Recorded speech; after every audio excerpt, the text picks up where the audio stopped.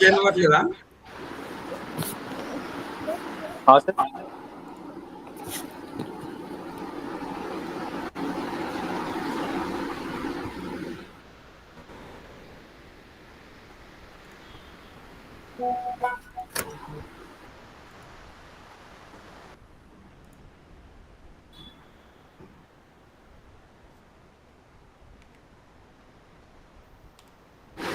Ravina, please switch on your camera. Vamshi, please switch on your camera. Except Manaswani and Pujita, everyone can switch on your cameras. If they are traveling, they'll open it in a while. Samiya मैं live अभी live का ये group में डाल रहा हूँ, share कर देना सबको, ठीक है सामिया? Yes, bro. लाइव का ये अभी मैं लिंक शेयर कर रहा हूँ ग्रुप में, सबको Okay. शेयर कर दो जो भी है. Please share it to your groups and everything. Okay. Hanush, please allow me. I am waiting in the room. Okay, done.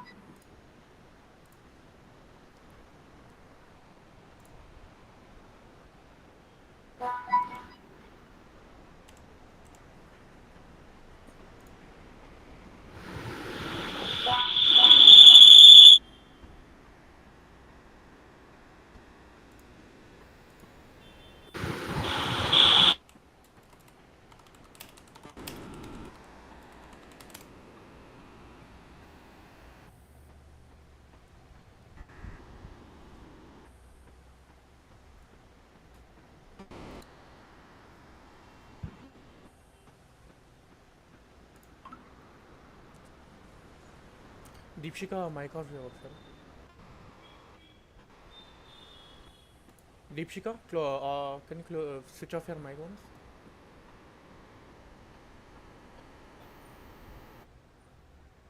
Done. Hanush, allow the guest exact at 5 o'clock. Done. Deepika అనేది flash నీ ముఖం మీద పడుతుంది.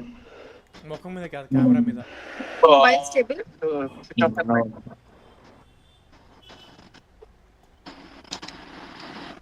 నువ్వు కుదిరితే background blur చేసే అవకాశం ఉంటే బ్లర్ పెట్టేసి.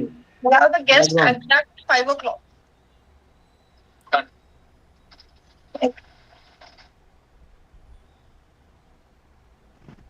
Islam, please open your camera. Vamshi, Siddhifa, Vaus.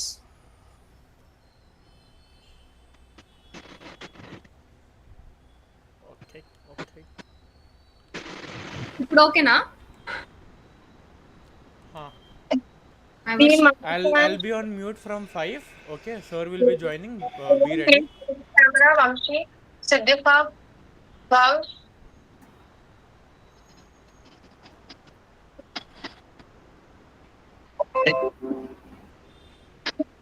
ఇప్పుడు ఓకేనా?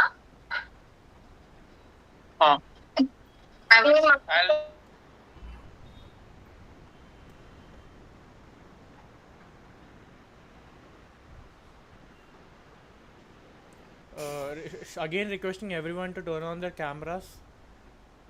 Sit Mute in a steady yourself. place. We are about to start. I'm inviting our guest Srinivasa Rao into the meeting, and the live is on already.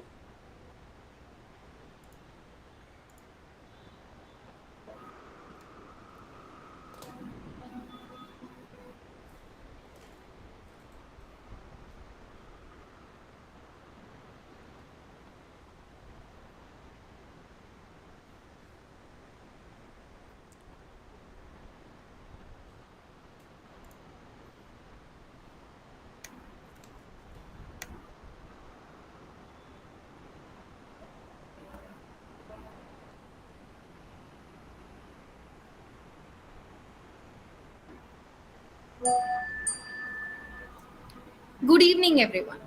On behalf of ISRO Space Tutor and Kalam's Institute of Youth Excellence, I extend a warm and enthusiastic welcome to all our learners, dreamers, and future explorers joining us today.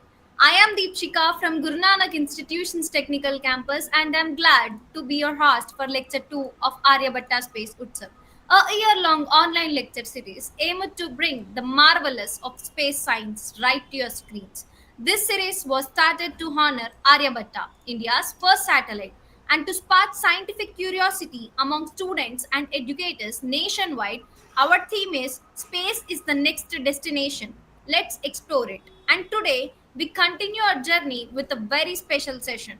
Let us now take a quick look at a short audiovisual presentation that showcases the vision, achievements, and impact of KIYE. Now, the video starts.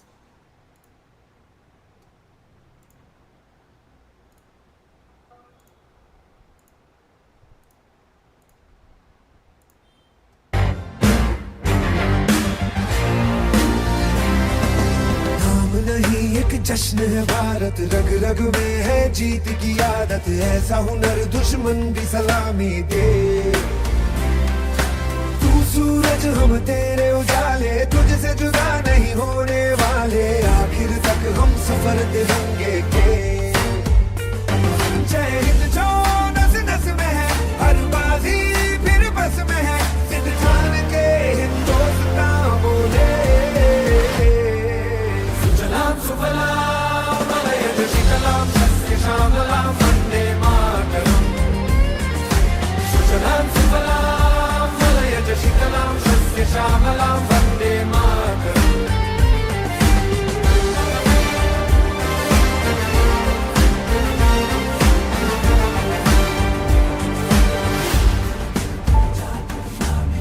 ना ही ज़मीन आसमानों में, ना ही मुमकिन है दो जहानों में, जज्बे इरादे और ये जुनून बनते हैं दिल के कारखानों में।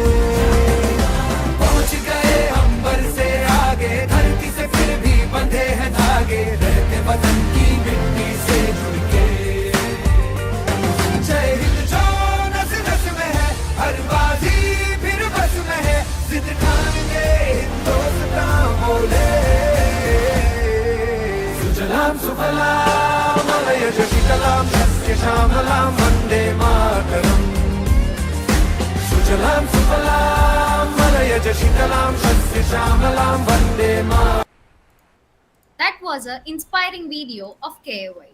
To give us a deeper understanding of KIYE and its mission, I now invite our passionate student leader, Charan, to share a few words about KIYE. Charan, the mic is yours. Thank you, Deepshika. Namaste to the respected chief guest and fellow participants. I am Charan from Sri Hindu College of Engineering and Technology. It is a privilege to be a part of Aryabhata Space Utsav 2025 Space Lecture 2. Today, I am here to speak about KIYE, Kalam's Institute of Youth Excellence, a non-profit organization founded by Mr. Naresh Indian, deeply rooted to the vision of our esteemed and chief mentor, Dr. APJ Abdul Kalam, also known as the Missile Man of India. Dr. Kalam believed that igniting young minds is the powerful way to transform India, and KIYE is the living tribute to that dream. From the support of ISRO and under the guidance of Dr. G. Satish Reddy, the former DRDO chairman, KIYE has led many impactful initiatives like Kalam's Aerospace Convention, Inspire India Conventions, Kalam's Yatra. And recently, KIYE was a proud part to be an organizer in Vigyan Vaibhav 2025, one of the largest tech and defense expo held at Hyderabad at Gachibowli Stadium from 28th February to March 2nd. This expo was witnessed by 1 lakh plus people from all over Telangana. As a part of this journey, KIYE is also running a program called Vigya Inspire India, in which the students are educated about space and defense sector. And moreover, KIYE has also provided numerous internships to many students in auspicious and many like DRDO, DYSL and NRSC, and also been a part of industrial visits like BrahMos. The aim is clear, to build a stronger and powerful nation together. As Dr. Kalam said, if you want to shine like a sun, first burn like a sun. So let's keep this fire alive within us and shine bright together and make Dr. Kalam proud. Thank you and Jai Hind. Thank you so much, Charan, for that inspiring introduction. Now let us take a look onto the video of Miss Drakshi sharing her experience in KIY. So, first of all, Jai Hind, everyone, and to the respected chief guest. Uh, I am very honored to be a part of KIY. As KY, I have found the KY is the best platform to learn the team skills where we all collab, where we all learn, where we make our roots as very properly, and accordingly the KIY, the opportunities which KIY provides for the students is so nice, and where the student can learn and they can build their personality as well. The most amazing experience about the KIY is that KIY always encourages students, their young minds to excel and to ace in the space field. In the way in which KIY encourages students to be the part of everything is so amazing. And as per I have experienced in KIY, the most important and which is also a very magical moment for me is that when the sir, like CEO sir, Naresh sir has given the opportunity to meet the chief of ISRO, Somnath sir. Basically it's a beautiful example, like how the sir, like also the people are involved to encourage the young minds where they can ask freely questions, they can explore the world. Thank you. Thank you so much, Ms. Drakshi, sharing your experience in KIY. That was motivating. We are now honored to hear from someone who has been the guiding force behind this event, our respected faculty coordinator, Mr. E. Parshuram Garu from Sri Indu Engineering College. Sir, we invite you to share a few words with us. Good evening all, and good evening, sir, Srinivasa sir garu, and sir, my experiences in this KIYE is, uh, sir, our students are encouraging more and more in space sector and technical oriented చాలా వరకు వాళ్ళకి support చేస్తూ వస్తుంది sir మన కేఐవై. And కేఐవై conduct చేస్తున్న 3 programmes, ఒకటి inspire Hyderabad and inspire India and Kalam convention, and moreover recently you are added, that is a DRDO Vignan Vaibhav. వీటి నుంచి lakhs of students they are getting the benefit about the Indian technology. ఇండియాలో ఉన్న defence సెక్టార్లో ఉన్న technology గురించి ప్రతి ఒక్క స్టూడెంట్కి అందుతుంది సార్. దీంతో వాళ్ళలో ఇంకా ఇండియాకి ఇంకా సర్వ్ చేయాలనే ఉత్సాహం అనేది ఎక్కువ పెరుగుతూ వస్తుంది. And I'm very happy and thank you sir, Naresh sir, you are more supporting to the students, and Satish Reddy sir also supporting more and more and encouraging the students and joining the students with sir Satish sir support. They are joining DRDO for internships and other government sector in organizations also sir. Sir, very happy. And sir, నా experience ఏంటంటే inspire India నేను join అయ్యాను sir. 2 events I join in rural area sir. Rural ఏరియాలో ఎంతో మంది students వాళ్ళకి ఇంకా టెక్నికల్గా నాలెడ్జ్ అందక చాలా చాలా సఫర్ అవుతున్నారు సార్. ఇంకా ఇలాంటి ఇన్స్పైర్ ఇండియా ప్రోగ్రామ్స్ని మనం ఇంకా కండక్ట్ చేస్తూ స్టూడెంట్స్లోకి మన Indian technology and space technology ఇవన్నిటి కూడా వాళ్ళలోకి తీసుకెళ్ళి ఇంకా ఎంకరేజ్ చేస్తూ ఇన్నోవేషన్స్ ఇంకా ఇంకా డెవలప్ చేసేలాగా మన ప్రయత్నం చేయాలని యాజ్ ఏ కోఆర్డినేటర్, ఫ్యాకల్టీ కోఆర్డినేటర్గా నేను కోరుకుంటున్నాను sir. And Naresh sir, I'm very happy my journey with you. I'm more my Sri Hindu students, they are joining and they are experienced in conducting the events and uh, managing skills also they are developing, and technical skills also they are improving. So many angles they are improve their skills, and they are I think they are supporting to the India and serve for the India. So definitely they are doing like that sir. ఇట్లా ఇంకా lakhs of students మనం encourage చేయాలని నేను కోరుకుంటున్నాను sir. Inspire Hyderabad ఇప్పటివరకు నేను చూస్తున్న ప్రోగ్రామ్స్లో one time 1500 students joined in that.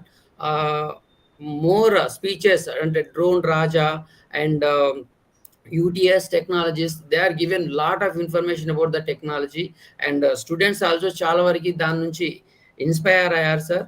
ఇంకా ఇన్స్పైర్ అవుతూనే ఉన్నారు sir. Next inspire Hyderabad 2024 5,000 members we gathered sir, students entirely engineering students, technical skill developing students, they are joined sir. With that we are given more encouragement, and our Somana sir ఆ meeting లో join అయ్యారు, and he given valuable information about the space technology.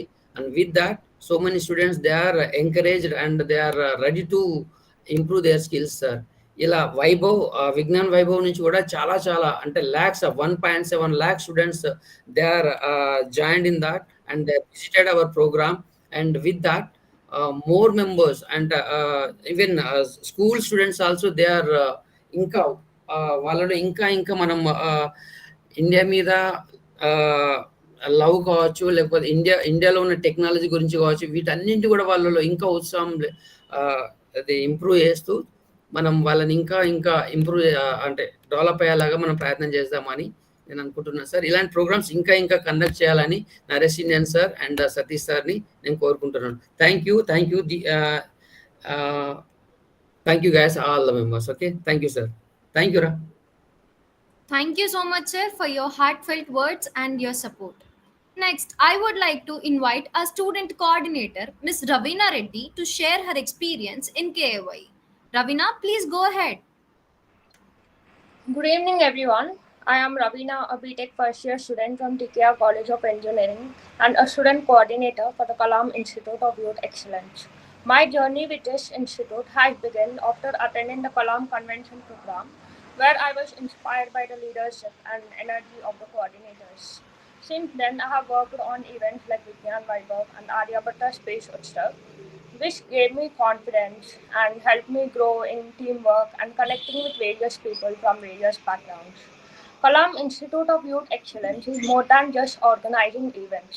It's a platform for the personal development, and it will encourage you to discover your strength and prepare for the real world challenges. I'm looking forward to more opportunities in the future where I can learn. Thank you. Thank you, Ravina, for your dedication towards KIYE and sharing your experience with us.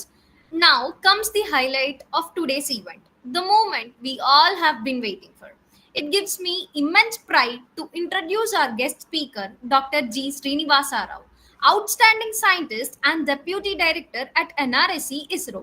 With over 33 years of service at ISRO and NRSC, Dr. Srinivasa Rao is a pioneering expert in the use of space technology for disaster management and climate applications.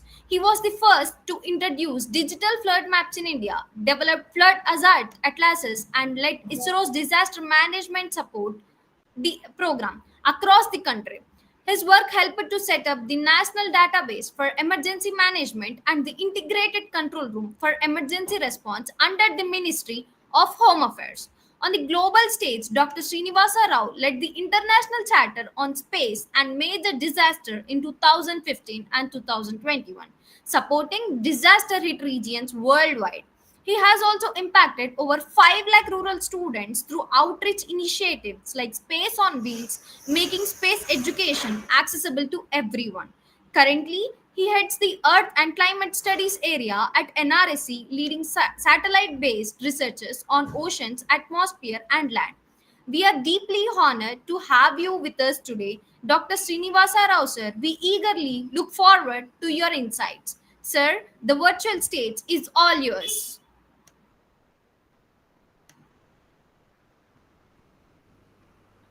Thank you. Am I audible?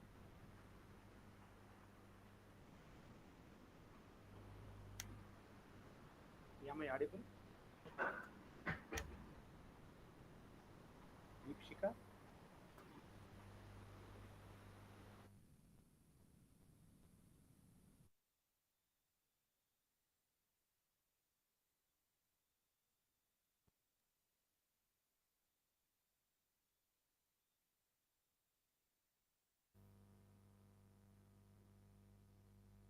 Am I audible now?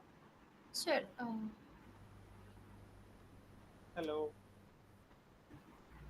Sir, welcome, sir. Still, I have some trouble. Thank you. Good afternoon, all of you. It is very happy to interact with you on this day. Let me first thank Naresh ji. So, thank you, sir, for this opportunity, and thank you for your efforts to connect students with researchers and various industry people so that they get inspired, and at an early age they can just have the plans how to go about their careers, how they can contribute for the country. So I think last month you have a wonderful discussion with our director, Dr. Prakash Chauhanji, and I think he has given a very good overview of last 50 years after the launch of Aryabhata, how India has progressed with respect to space sector. So I will just continue that. I will focus more on applications and opportunities on satellite or space sector, how you can get benefited. So I will share my screen.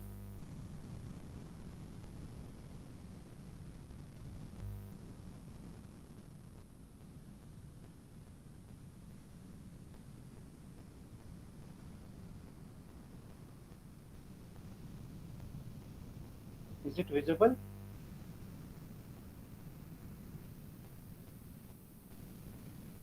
Hello. Is Yes, it sir. visible? Okay, Yes, thank sir. you. Yes, sir. Yes. So today we will be discussing about the applications and opportunities, right from Aryabhatta to RISAT. So tomorrow morning we are going to launch uh, UIS 09, that is called RISAT 1B, so which will provide very good information about the Earth. So we will start our discussion now. So already you are briefed about Aryabhatta, though we have a very humble beginning with very limited funding. So we have sent, you have seen that bullock carts, cycles, all those things. So finally in 1975, we sent Aryabhatta with the support from other country. Now from 1975 to now, we have done marvelous, or India has marvelous journey with respect to space. I do not want to tell all these things, but recently you have witnessed the safe landing of our Chandrayaan 3, Vikram, as well as Pragyan rover on moon, the southern point we call Shiv Shakti, which has inspired the children as well as other people across the globe apart from India. So you have also seen last year the SpaceX, where we are able to send satellites, two satellites, and we could able to integrate them and again disintegrate them. Like that, we have done experiments which are very vital to have our own space station, Bharat space station, at in the space in the coming years. So this year we are going to have tomorrow RISAT 1B, the EOS 09. So we will discuss all these things in due course of time. So you people are aware, though space, uh, some people are not fully aware of how we are getting benefited from space, but majority of you are aware how space is touching our lives. For example, if you want to connect with anyone, something is happening outside, like a cricket match or some other important event, you are able to see from your own comfort, means at your home itself, using the communication satellites. Not only that, while watching the TV, if you want to take some food, you have Swiggy, Zomato to get location based services from the navigation satellites. So you order, they know your location either by this GPS, all those things, and they deliver to your home. And not only that, you also know about what is going to happen tomorrow, whether it is going to rain or not. This is from meteorological and other earth observing satellites. So satellites are part of our daily lives. So if you see these things in different categories, communication satellites for a TV, and if you want to draw money, you go to ATM. So the ATM immediately connects to the bank server through communication satellite. And now we are going to get internet also. You are already having phone facility. The other kind of satellites, that is Earth observation satellites, how much food is going to available, means what is the crop yield, and whether we will have sufficient water in our reservoirs or not, and how the forest, I think you people might have seen the movie Pushpa, so somebody cutting the trees, so you will know all those things from satellites. Similarly, you can also see mineral exploration where you will get good minerals. The other kind of satellites, navigational satellites, these will give you the position where we are and also the time also. So these things are very very useful to have very location based services same time, and also now we are using our navigational satellites for messaging also. So all these things are very much useful for our lives. So just I have given the overview here. So these are the satellites. We have different orbits and different types of satellites. So whatever we have discussed right now are about the, say for example, tomorrow they are going to rain or not. This is all from meteorological satellites generally kept at 36,000 kilometers. The INSAT series of satellites, they provide such kind of information, and they also monitor cyclones. Similar way, Earth observation satellites, on which I am going to concentrate more today. So these are all at around 500 to 800 kilometers altitude. So we have several satellites for several purposes. So for example, if you want to know what is the snow in Himalayas, or how much is the crop in a particular district or a state or entire country, what is the reservoir water. So all these status you will get mostly from resource sat series of satellites. And if you want to know about your home, your city, then we have Cartosat series of satellites, which are very very detailed, high resolution satellites, which will give very detailed information about Earth. The other satellite series is OceanSat series.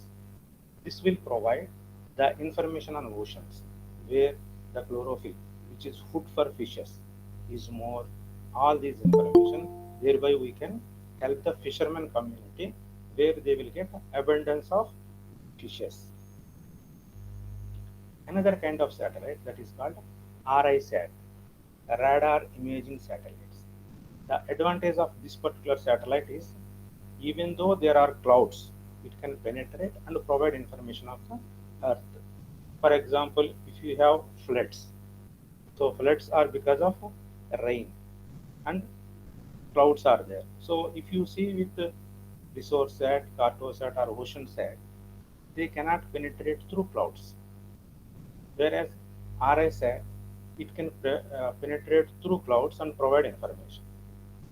So these are the important satellites which I am discussing. I am not discussing about all satellites. So just to brief you how this entire mechanism happens, the process is called a remote sensing. If I am seeing you, I am remote sensing you. I know how you are, what type of clothes you have. Like that, I can have my own observations with my limited uh, eyesight, kind of. And satellites are much better. They can see what we cannot see. That I will explain a little later. So sun is sending energy to Earth. This contains a lot of electromagnetic spectrum, wherein visible spectrum is very, very small spectrum that we human beings can see. We cannot see the other radiation. So when the radiation comes from sun, hits the various features of the earth, whether it is water, whether it is, say for example, crop or grass, some forest, trees, or buildings. Again, this will go back, reflect towards space.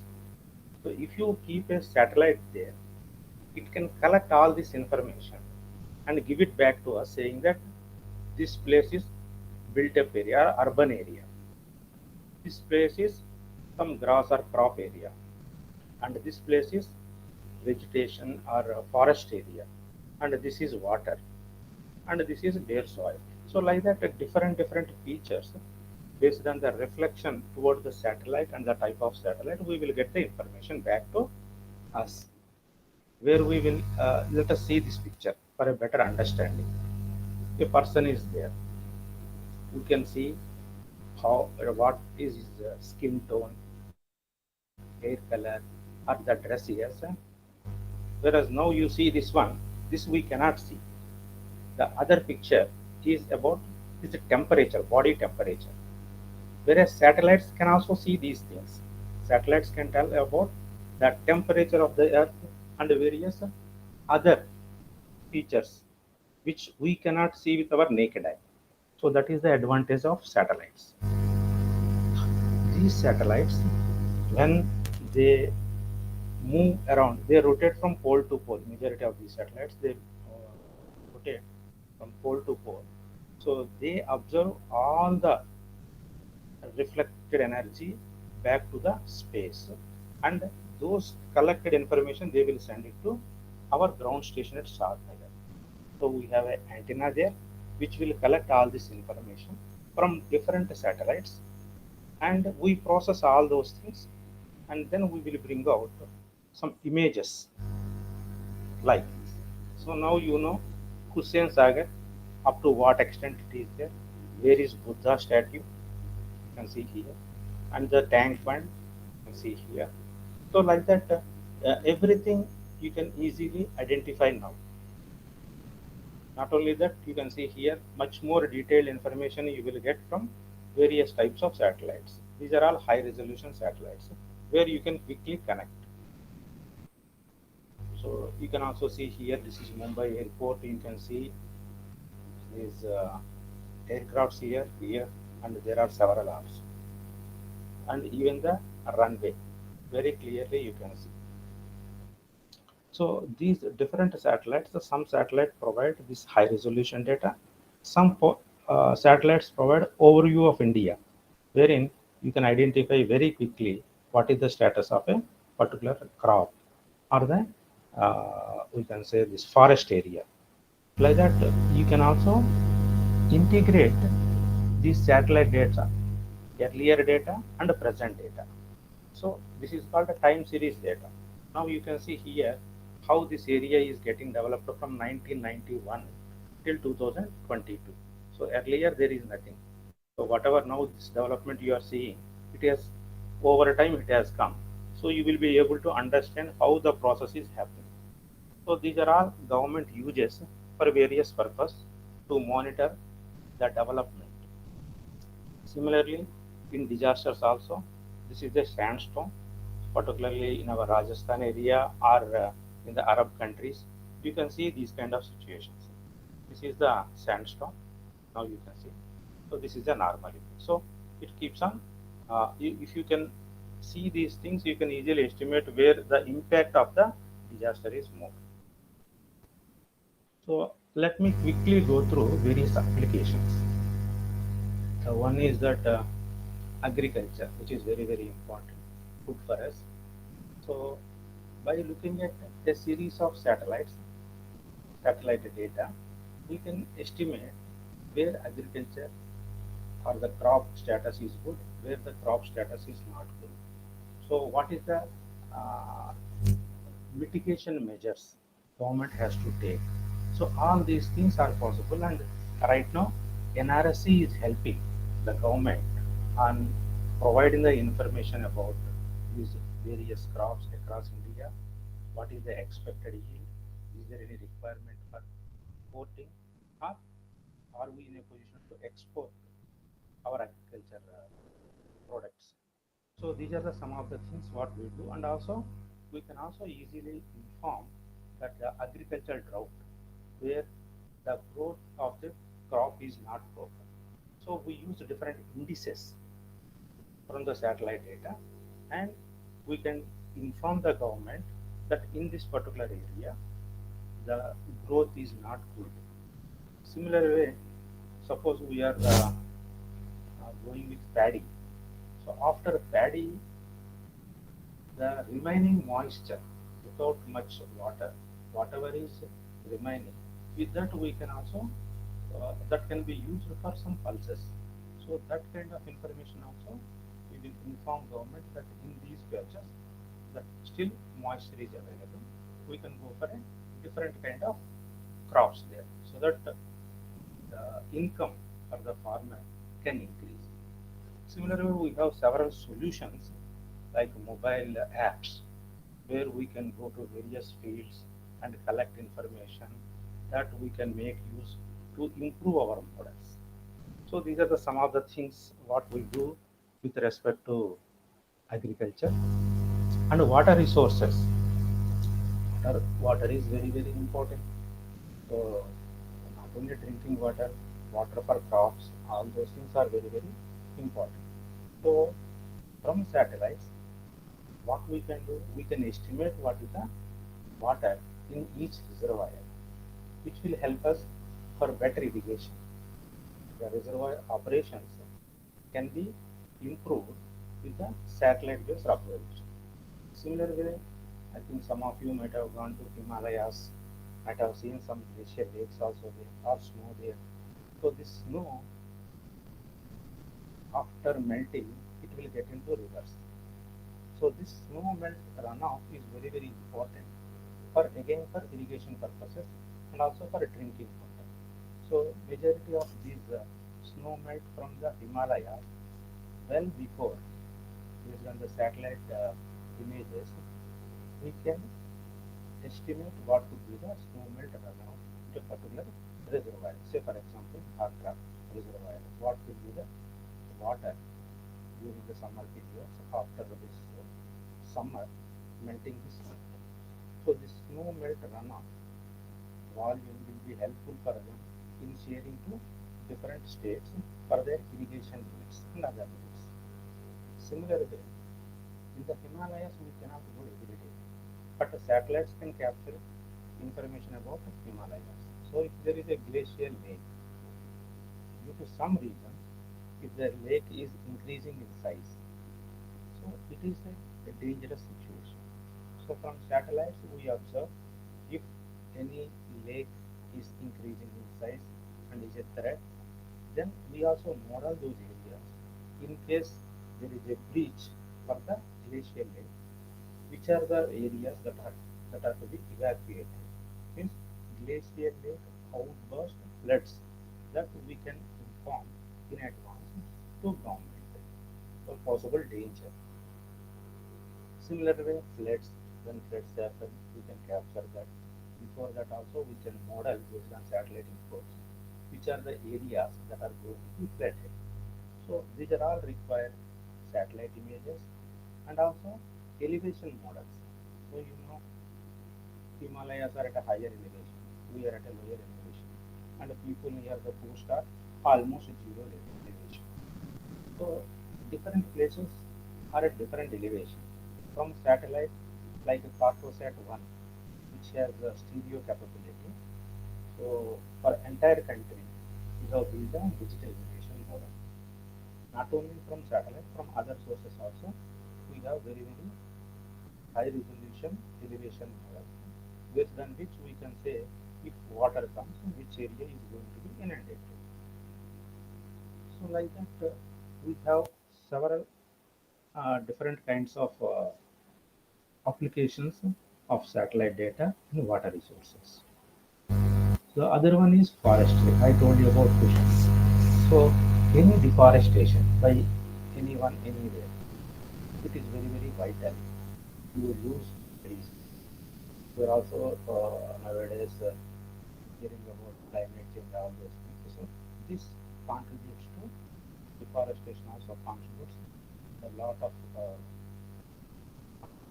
to climate. So this forest, keeping the forest and afforestation are very, very important.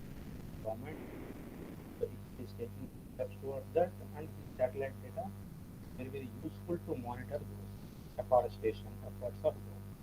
Similarly, monitoring the forest areas satellite. Similarly, you might have heard about forest fires. So there are different satellites which can see the temperature. Initially, outside road. So these satellites can detect wherever temperature is very, very high. So from that, even though it is deep in forest, there it is difficult to quickly go there. But from satellite, you can clearly say in which place the forest fire is. So this helps them, the forest officials, to quickly take action and reduce the impact of the forest fires. Similar way, how much forest we have, what is the biological richness of the forest, and all other things we can help, and even for forest working plans. So the next one is our own cities. So cities are developed, some places nicely developed, some places it is different. How they are growing, whether the growth is good or not. So to have all this information, high resolution satellites, I told you Cartosat, they are very, very useful to see how your surroundings are developed. So if there is vegetation, that vegetation cover is reducing over time, or if you have to have some, for example, a new area to be developed, how to develop that area without much impacting the environment. So all these are all possible once we have the database about the city infrastructure, whether it is roads, buildings, all those things. So this satellite data helps in building such kind of database. For example, I don't know whether you are aware or not, Amrut is a program from Government of India. Here they are helping various cities to improve their planning. So these satellite data are very, very essential for such kind of government programs, and several people are using these. Rural development. I don't know whether you are aware of this Manrega, where this is a Mahatma Gandhi National Rural Employment Guarantee Scheme. In this, government will provide 100 days a year the employment for the unemployed rural youth. So they have to do some work. For that, government will pay. Thereby, one way they are providing the youth some employment. Another way they are developing the country also. So, but somebody has to monitor whether they are really doing it or not. So for that, we use satellite data again here. So whatever they have done, suppose they have to build one water pond. So whether they have built the water pond and is the location correct or not, whether it is yielding anything good for the country. Now you can see here, initially nothing is there. Slowly they started building the ponds. So now you see some greenery here. Means that pond water they are using for cultivation. So this is the advantage, and you are seeing some dots also here. These are the heaps. After the harvesting, they will keep the heaps there. Now that also you can see very clearly. So total program with the support of satellites, government is able to do very nicely. This is one of the best applications of satellite data. Apart from that, we have a mandate to see what is happening in the country. Anybody cutting forest, anywhere, what we say, forest area is converted into agriculture area, or agriculture area is converted into urban area, or anybody is encroaching water bodies, using flood and hydra, all these things here. So all these things we need to monitor. So every year we prepare land means land cover, how the land is being used, or what is the land cover there. So this, with the help of satellites, we continuously monitor this. Any changes there, the reasons for the changes, how and their impact on environment, climate, all those things we study. And other things like landslides, you might have heard landslides are happening several places in Himalayas or Western Ghats, recent Wayanad landslide. So all these things are monitored using, again, satellites. Another important thing is that mineral prospects. So based on the signatures of the Earth surface, so these using satellites.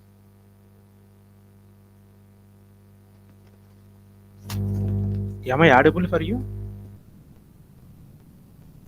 Sir, now you are audible, sir. Okay. So I will keep it here itself. Thank you, sir. So you can also identify the zones where different minerals are going can be explored. Similar way, groundwater. Suppose if we want water and if we put a bore there, so where to keep the bore site? The selection of site is very important, and the satellites do provide such information where there are more prospects. Means you instead of going at a random place, you can go to some good zones from which are derived from satellite, and there you can have the more prospects. So you can have your borewell there. So such information indirectly you can get from satellites. And disaster management. Every year we uh, hear a lot of disasters, whether it is floods, whether it is cyclones, whether it is say landslides, forest fires, all these things. And how many of us remember what happened some 10 years back, 20 years back, 30 years back? Very few people or nobody, for example. But if you have satellite observations or the footprints of these disasters are captured, then you can build which areas are more susceptible for different disasters. So that is how satellites helps us to understand which particular district or which particular village is more susceptible for, say, floods or landslides or forest fires. Like that, for each one, you can very easily identify using satellite data. Similar way, as I told you, the elevation models, the digital elevation models from satellites will help us in better modeling these disasters as well as identifying the risk. So this is how we are using satellites in India. And finally, the climate. So far, we have discussed mostly on the terrestrial or land surface, but there is ocean, which is much bigger, more than double. So we need to observe oceans also. So we have satellites to observe oceans. For example, chlorophyll, which is food for fish. So where is this particular chlorophyll is in abundance, where it is less, that we can get from satellites.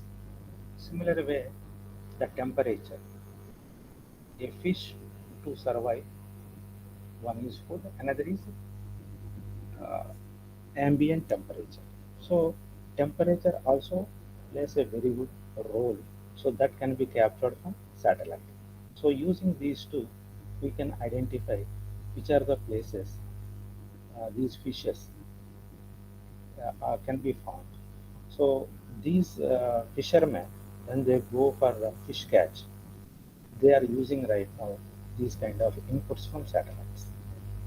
So to go to a particular place, that is a lat long place, using GPS or Navic, they can go to that place directly, means in the shortest path, so that they can save fuel and also time. And any danger to these people or the fishermen, using Navic satellite, we also send these alerts whether any cyclone is nearby, kind of, or any other thing. So that also now people are using. Similarly, uh, we are dependent on fossil fuels. That also discussed in last episode. So that we can make use of solar things, or we can also use the wind energy, offshore wind energy. So now satellites provide offshore wind energy potential where you will get more energy. You can see wherever you have this red color here. So these are the zones where you will get more wind energy. So which are very close to the land. There we can also think of having some windmills so that we can get more energy apart from solar energy. Similarly, ocean winds.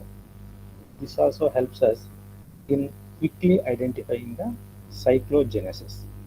Thereby, we can tell in advance how the cyclone is forming and how it is developing, where it is moving, in which direction, where it is possible to hit the coast. So earlier, if you people are not aware of, I don't this super cyclone. In 1999, there was super cyclone which hit Odisha, and more than 10,000 people died, because at that time we are not having advanced satellites, and we are also not having proper preparedness on ground. So after that one, in 2013, again similar intensity cyclone hit the same place, but this time there is no casualty because we are able to predict well with new satellites, and also there is enough ground preparation, so evacuating lakhs of people. So that way it has become zero casualty disaster. So this is a important and very unique way of dealing with cyclones, and it has become India has become a role model to other countries how to deal with cyclone disasters. So now you have some idea about what are satellites, what are all their applications in different domains. Not exhaustive, but more or less an overview kind of. Suppose you children, when college students wants to do on your own, how our portals can help. That I will tell. After that, what are opportunities, how you can interact with various ISRO centers, what is the benefit you can get, that we will discuss. So here we have a website called Bhuniti. So recently Government of India has changed the policy, space policy. So this new space policy says the satellite data is free for everyone if the resolution, spatial resolution of the satellite data is more than 5 meters. And this is the only country which is giving 5 meters and above. If you see globally, it is 10 meters and above. So you can go to this particular website and you can download whichever data you want. So this is very, very useful. This is called Bhuniti. The other one is Bhuvan, where whatever the thematic data means, if it is a say chlorophyll, if it is a crop data, all those data sets what we analyze and derive for the country are available in Bhuvan. You can also go through Bhuvan. And the majority of these websites, they also provide online training, free training for students, faculty, and other people also. It has Bhuvan has so many layers about agriculture, urban, water, forest, everything, disasters. So, including climate. So, all these are available, and this is one of the best, I can say, uh, geo portal where uh, governance is happening. Suppose if some, for example, weaker section person wants to build a house like Indirama Illu. So if they want to apply for that, uh, kind of, so they will be allotted some area, and if they want to build a house there, they can approach government.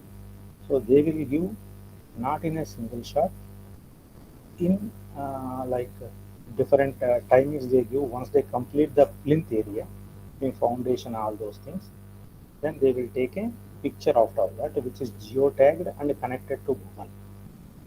So the moment they do that one, that can be done by only one person. So that person photo, all those things are also available.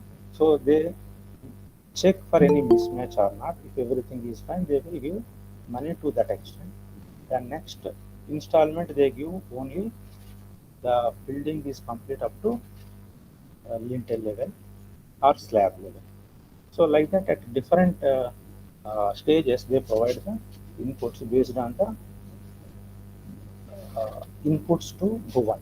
So this is a housing for all scheme for the weaker sections. So that is how they are using. Not only for this, for several things they use Bhuvan information. You can go through that, and you can also uh, go through their training, which will provide more and more information for you how you can download their data. Now the other one is the NICES. This is for climate and environmental studies. Here we provide a lot of information about the clouds, the rainfall, the chlorophyll, the snow cover. So lot of information about atmosphere, ocean, and terrestrial. So these are all provided there. If you want to do something, for the students of final year, they can approach NRSC, and under our guidance or our scientist guidance, we can do better things from this one. The other one is National Database for Emergency Management, and this is the one-stop website where you will get what is happening in the country. Anywhere any disaster is happening. So here all Indian government agencies who work on disasters, they combine all this information here, and it is for everyone. It is only this one. If you come, you will know about tsunami, you will know about say flood, you will know about cyclone, landslide, earthquake, everything, avalanches, all those things. There is another one that is MOSDAT. So here you can see the data from INSAT, how the clouds are moving, where there is a possibility of rainfall, all those things you can see. So, so far we have discussed about satellites, their applications, and where you can have access to them. So here also you can download the data. Here also you can use it for your projects. So these resources, and now how we will go about providing opportunities for students, faculty, startups, and industry. So for students, maybe just to inspire them, our Kalam Institute of Youth Empowerment, our Naresh ji is doing a lot of outreach activity, and we are also supporting Naresh ji. So this is one thing, the outreach through Space on Wheels. So people who cannot come to NRSC, we go to those people, we reach them, uh, from ISRO, we have several such space on wheels buses. So these have a mini exhibition in the bus itself, and you can have a fairly good idea about what is happening in the space sector.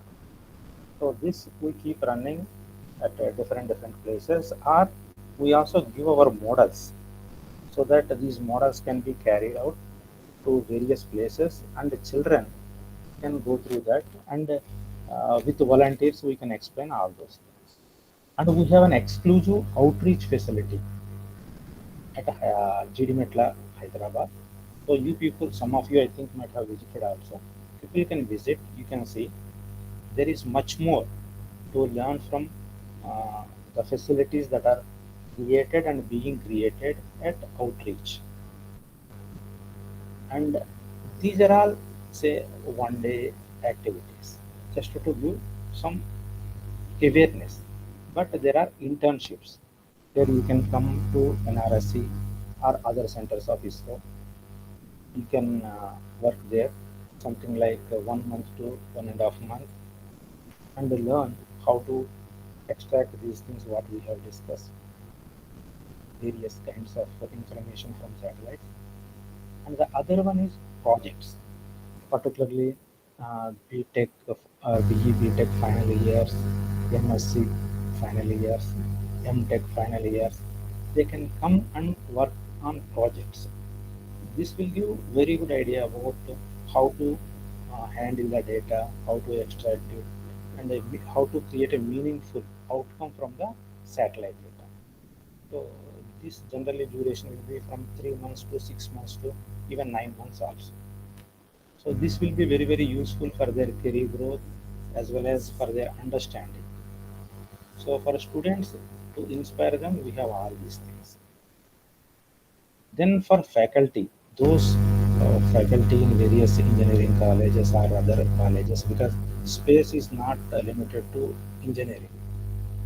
So engineering is one part of space, but there are different people, people with biology background, people with physics background, people with agriculture background, and there are several other people who can botany background. So these people also contribute a lot in space industry. So for the faculty or for the institutes, the support is sponsored research, respond. Here the faculty can have an idea, they can have a discussion with any ISRO scientist, and they can formulate together they can formulate a research proposal, and if it is agreeable for ISRO, they will be given funding for that. They can continue their research on that particular topic. Similarly, ISRO has created regional academic centers at NITs and also STCs in IITs. Similarly, space technology incubation centers also.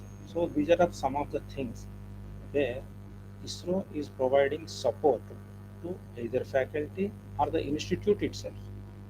So this is how the academia can be benefited from space ISRO. Similarly, ISRO enables startups. We provide our facilities to them, they can come and work there, and we also support them by hand holding how to go about realizing their ideas. And we have another in space, another body in our department of space.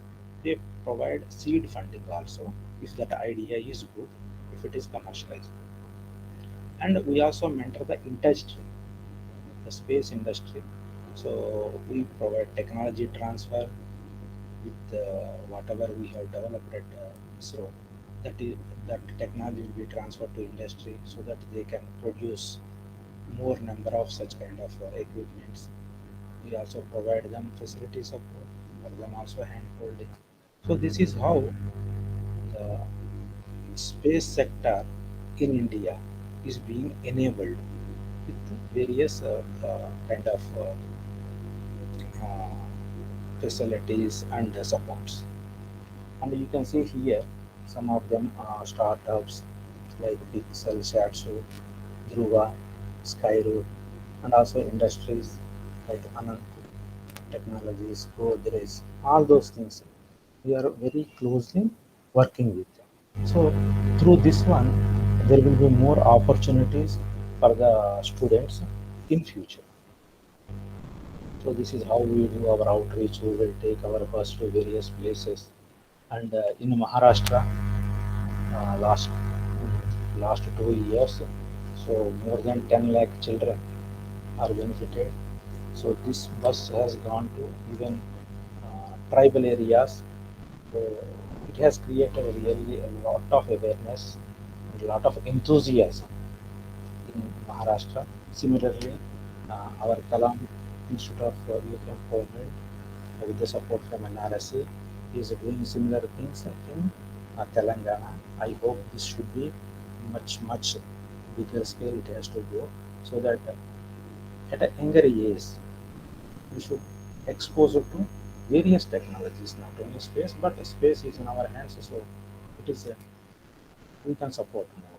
So if you at an early age, if you are getting into this kind of awareness, so your ideas and your thinking will change. And we have one more unique opportunity for the students who are ninth class pass. So every year ISRO organizes Yuvika. This is a very good initiative from Yuvika, wherein these students are given an opportunity to stay at different centers for 2 weeks. It is a residential training program, and the 2 weeks these children will stay at a different ISRO centers, and they will provide end to end what is space to what is the recent what we say satellite launch, all those things, everything. They tell about rocket science, they tell about satellite building, they tell about applications, how we will use it. So all these things from starting to ending, they will be given very comprehensive idea about these things, and they will be exposed to different facilities also, rocket building facility, satellite building facility, and about Hyderabad, all those things. It's very uh, fun as well as very extremely good in science. So this is the ISRO organizes every year. So maybe if we have brothers, sisters who are right now younger at 9th, 8th, 9th class, you can tell them they can participate in the quiz and they can get a chance to work directly with ISRO scientists. It's a very good opportunity. So this is how we have our internships as well as project works. People from all parts of the country. I can also say from even from Andaman's people who come here, they do their project works. And nowadays things are changing. Not only satellite data, now everybody is discussing about the artificial intelligence, deep learning, machine learning, large language models. So with the students, we did a small attempt how we can get information from satellite data without we doing any work. Just you ask, it has to do. So this is done by the students. Just I will try to see that whether you are able to hear or not. Just let me know.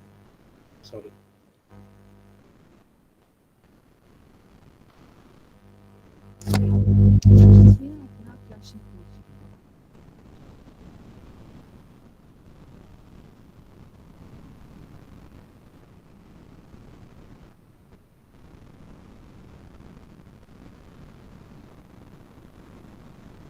सेवा का उपयोग करने के लिए धन्यवाद।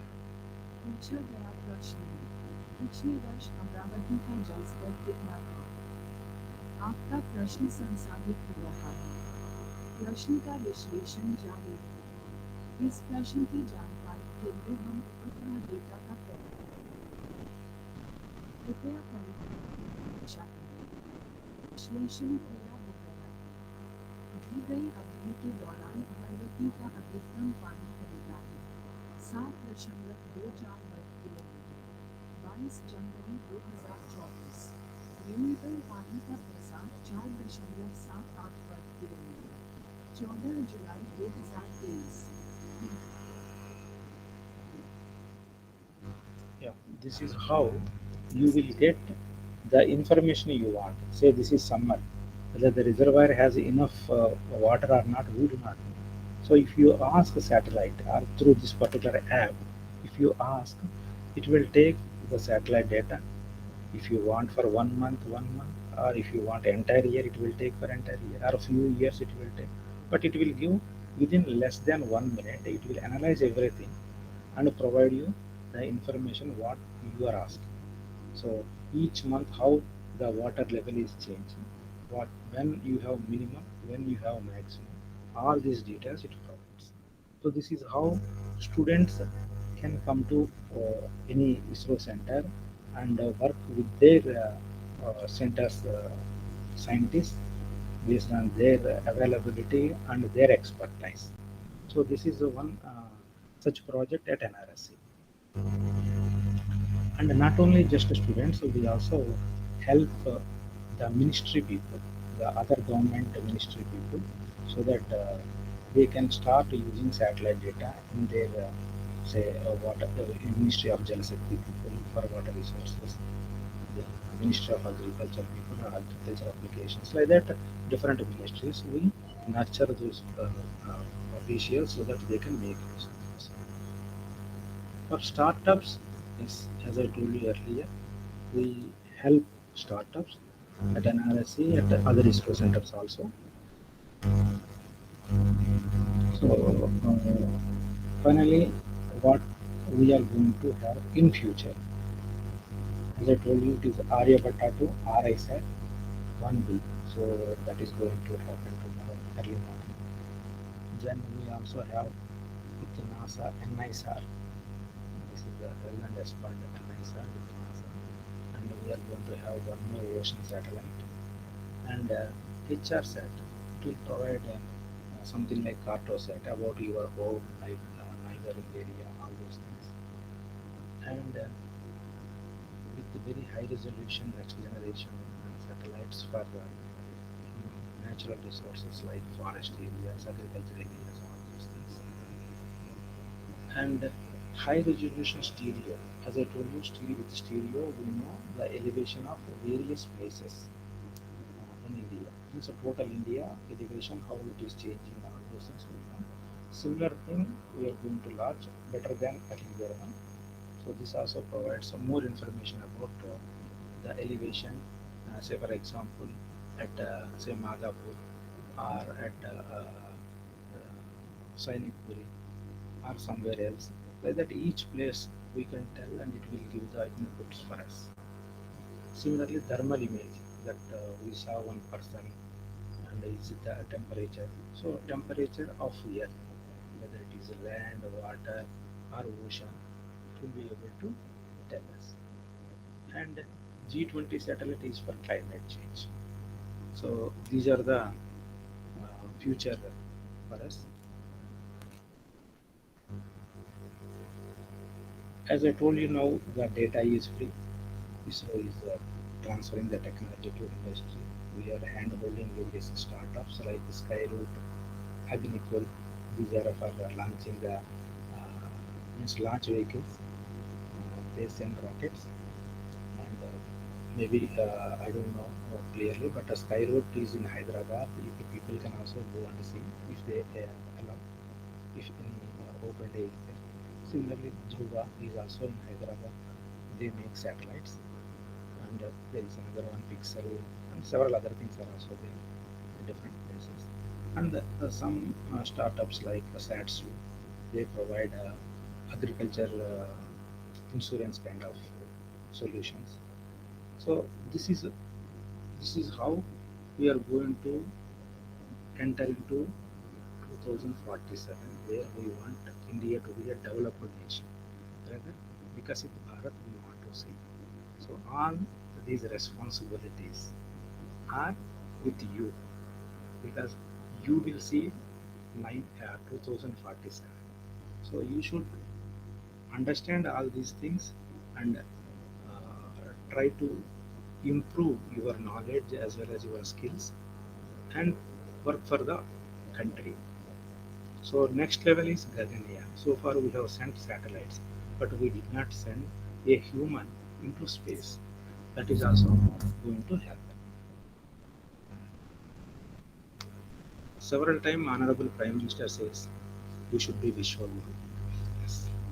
India is a role model for space technologies, particularly the way we develop the technologies here are very, very economical. We work with a lot of constraints and we lot of innovations. When you have constraints, you need to think differently, and that will become an innovation. So whatever we do are most economical. So many of the countries, they are looking at India for this kind of space technology, and we are also provide a lot of capacity building for Asia Pacific countries and several other countries also in making the satellites in applications what we have discussed. I think this is the last slide. Thank you very much, particularly Naresh ji and all the students who are very patient enough to listen to this one. My only request is that whatever little you are learning, I think the last 30 minutes, 40 minutes, whatever it is. So you now I feel that you are aware of how the satellites what we are sending or India is sending, how they are useful for our country, and how we are able to get benefited. The other one, what opportunities you have. Maybe you may be a school student or a college student, or just completed the college. You can get into some job opportunities, all those things. And there are time to time ISRO announces permanent jobs also, which I did not include it there, but permanent posts are there. We call it as ISRO Centralized Recruitment Code, ICRP. Every year we organize that. So people who are qualifying for that, like mechanical engineers, civil engineers, computer science, electronics, electrical, all engineering students, ICRP is there. For other people, we have different kind of each center organizes separately based on their requirement. For example, we want some people in say atmosphere studies or ocean studies or something like agricultural studies. So other science students, we based on the requirements, we announce separately. So look at our websites time to time. You will get a lot of this kind of opportunities. Other one is junior research fellows, JRFs.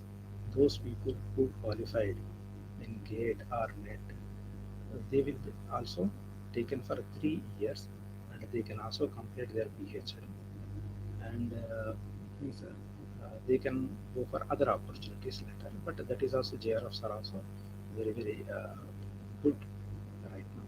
So people can try. With these few words, I end my presentation here.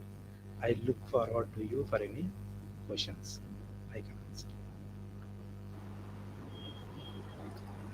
Thank you, sir, for the deeply insight and inspiring talk. Your words definitely add value to the young mind's future.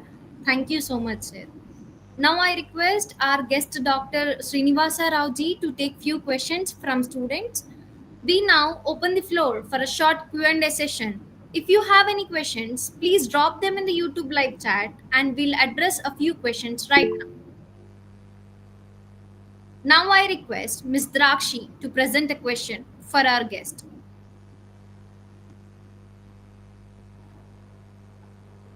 Ms. Drakshi, unmute yourself. Pardon, please. So, good evening, sir. I'm Drakshi from Methodist College of Engineering and Technology. Sir, my question arises from the slide where you was explaining about the remote sensing through satellite. Sir, my question is that there, as you have explained that the information is being carried by a sunlight, But sir, as the technology is increasing, the world is getting prepared.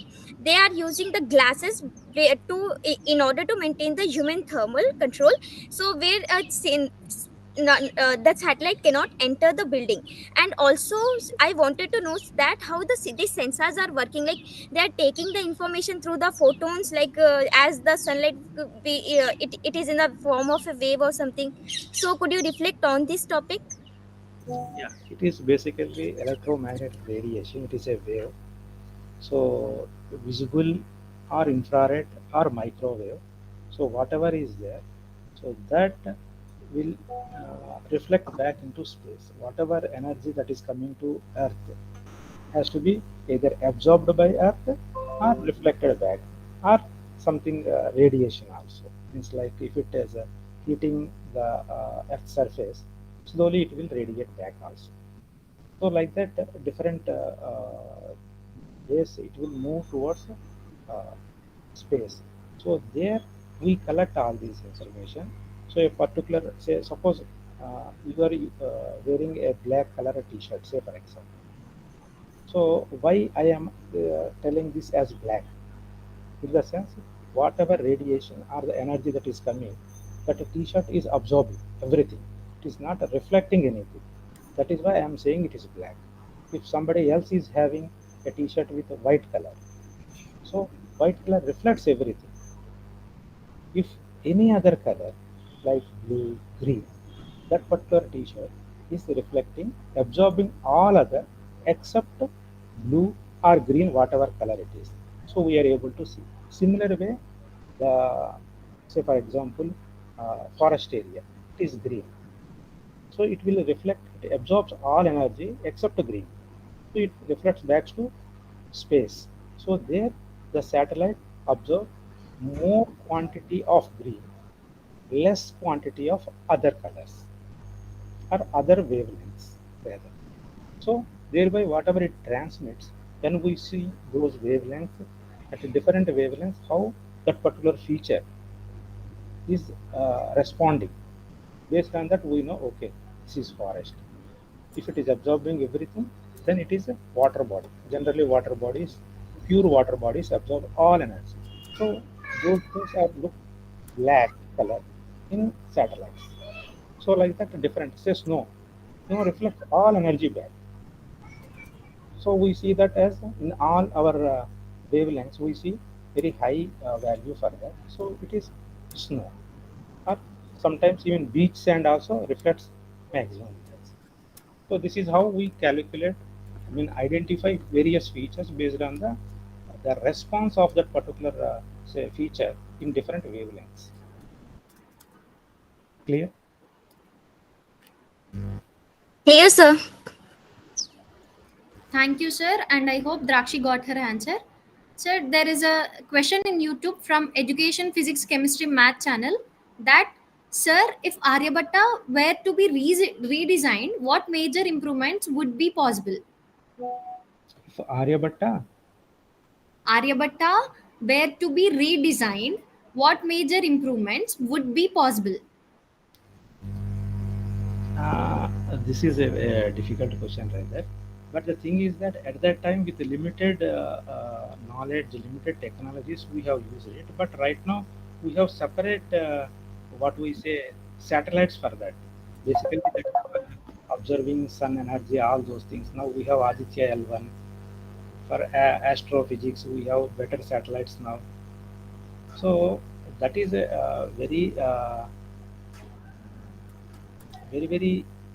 early attempts. So now we have much more better satellites, and we need not look at Aryabhatta again.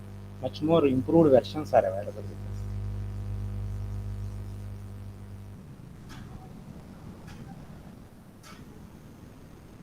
Okay, sir. Thank you. And there is another question from YouTube from Shashank Nayak Banot. What specific skills or expertise in civil engineering do you believe are most valuable for NRS's future growth and success? Okay, for civil engineers, it is basically water resources, means irrigation, like surveying. All those things are very important. for understanding the satellite images and providing extracting information from that. I am basically a civil engineer.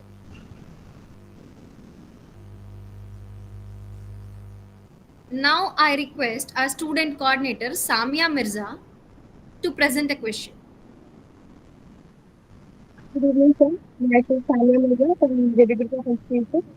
My question is I'm from the pharmacy background, sir. I would like to ask what kind of internship or the training is available for the pharmacy students in ISRO or NRSC?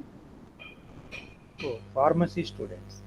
So I am not familiar to NRSC generally listen to audio. not dealing with pharmacy students, but I do not completely aware of pharmacy related activities. But in future it may be required in the sense when we are sending our people to say space. So there are some institutes who wants to recreate or generate new products in space. I do not know whether pharmacy is fitting into that, but several biology specialists, they are using this space based growth of plants, all those things. So maybe I do not know right now, but there may be in future they may also request the pharmacy also if they can develop a better medicines kind of thing in space. I Thank you, think sir. space medicine you can just Google it in ISRO website or something like that. You may get some inputs. Thank you. Thank you so much. Thank you, sir. And there's the next question from Gauss Sheikh. What are the major cybersecurity challenges NRSC faces while handling remote sensing data? As such, cyber security threats are common. It is not only for NRSC, for everyone, particularly say where sensitive data is there. For them, it is very, very important. And a lot of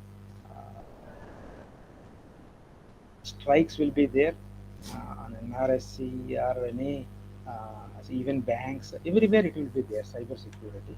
And all are aware of those things, and they will have enough mechanism in place to take care of all this. Okay, sir. Thank you, sir. And there's another question from Dhanraj Racharla. What are the challenges in acquiring and processing satellite data related to ground and climate? Related to ground and Climate, sir. climate. Mm, yeah, right now, at present, we are able to means India is having satellites to acquire a lot of information about ground and also about atmosphere, but few things are lacking. That can be in like groundwater. We are right now to some extent we are able to do that, and say CO2, carbon dioxide in atmosphere. So that we are still working on that. We are not matured in that. So these are all very, very important. When you say climate, so CO2 is one of the important factor, and other things like natural resources, all those things we are okay. So forest and other land covers, we have very good databases. Only thing, CO2 detection from satellites. Now we are working. That is one of the challenges I think. Thank you, sir. I hope Dhanraj Racharla got his answer. And there's a next question from Sai Charan. Sir, how does ISRO deal with signal delays and data errors in satellite communication? Are new technologies like AI or quantum communication being used in that? This is related to satellite communications where I have very limited knowledge. Okay, so I cannot answer this question. Okay, sir. And there's another question from Shashank Nayak. What are your thoughts on incorporating sustainable and environmentally friendly practices in NRS's civil engineering projects? Well, this this is not NRSC. In general, everybody has to work towards sustainable development only. Where NRSC provides very key information on how we can make any development sustainable. So from NRSC, you can get a lot of information on, say, agriculture, and you will also get information on floods. So whatever you are doing, suppose, for example, any city, anything. So we have disaster data. So if you integrate that, you will know whether it is sustainable or not.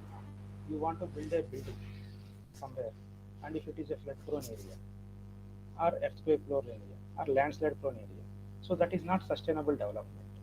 So NRSC has a lot of information what I have shown in the National Database for Emergency Management. So that information you can see several people are asking nowadays, particularly banks and other people, where they can have their facility established, so that it will be not in the disaster prone area. So such kind of things, yes, NRSC can help. Sir, I would be asked the last question. What are the main challenges in thermal management for Aryabhata in space? Again, this is related to satellite people only. My apologies. This, Okay, sir. I am not an expert in that.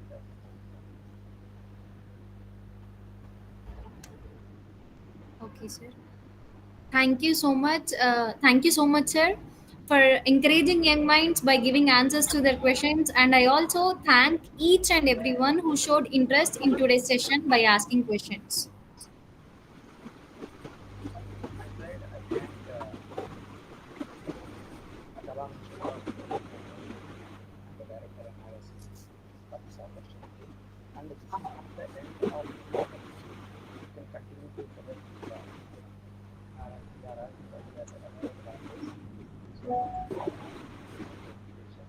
last year now so we are here to help you from this particular future. But in general, we will making you a better engineer or a better scientist and your education. So NRSC will certainly help. All the best for you.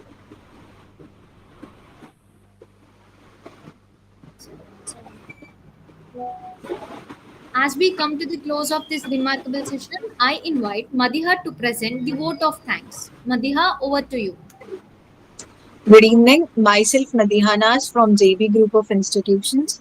Greetings to dear friends, faculty, parents, esteemed guests, and organizers. I would like to extend my heartfelt gratitude to everyone involved in this virtual gathering. It's my privilege to have been asked to propose a vote of thanks on this occasion. First and foremost, I would like to express our deepest gratitude to our chief guest and speaker, G. Srinivasa Rao sir, an outstanding scientist at NRSC-ISRO, working currently as Deputy Director of the Earth and Climate Change Studies area at NRSC. He is leading new initiatives in ocean, atmosphere, and land process studies with a strong focus on enhancing satellite-based application in climate change mitigation. We are honored with your presence, sir. Delivered an inspiring address. Your words of wide knowledge left a lasting impression on us and will guide us as we embark on our future endeavors. It was really a great time having you here, sir, and I'm assured that you have experienced the same. An earnest thanks to our founder of KIYE, Naresh Indian sir, for your wavering support and leadership. Your dedication to academic excellence and student development through this platform, Kalam Institute of Youth Excellence, is playing a pivotal role in our journey and upbringing. Unveiling the doors of space. In conclusion, a big thank you to all our guests, faculty coordinators, students for joining us on this special day, actively participating through asking questions, polling, and being a part of this meet. We are indebted for your support and coordination in making this session a memorable success, specific owing to the KIYE team worked for this evening. Lastly, looking forward to see all you people again with elevated amount of gathering, attending the upcoming sessions on every third Saturday of each month of Aryabhata Space Utsav series. Next to be scheduled on 21st June 2025. Remember 21st June 2025. Hope to have you all again. Wishing a happy, cheerful days ahead. Thank you. Thank you, Madiha, for those wonderful words of gratitude. And I would like to add special thanks to Director NRSC, Dr. Prakash Chauhanji, for being part of Aryabhatta Space Utsav. And I also want to add value to the event by thanking Chairman of ISRO and ISRO family for the guidance and support from NRSC ISRO. And I also thank everyone who joined us. Thank you for being part of Lecture 2 of Aryabhatta Space Utsav. Let's continue this exciting journey together as we explore new things in science and space. And I request everyone to subscribe our YouTube channel, KY Foundation, for future sessions, and also join our official WhatsApp channel for updates and announcements. Let's stay connected, stay curious, and keep reaching for the stars because truly, I believe, and you should believe, space is the next destination. Let's explore it. Have a wonderful evening, everyone. Thank you. Jai Hind. Thank you, sir. Thank you so much Thank you, for sir. being part of this.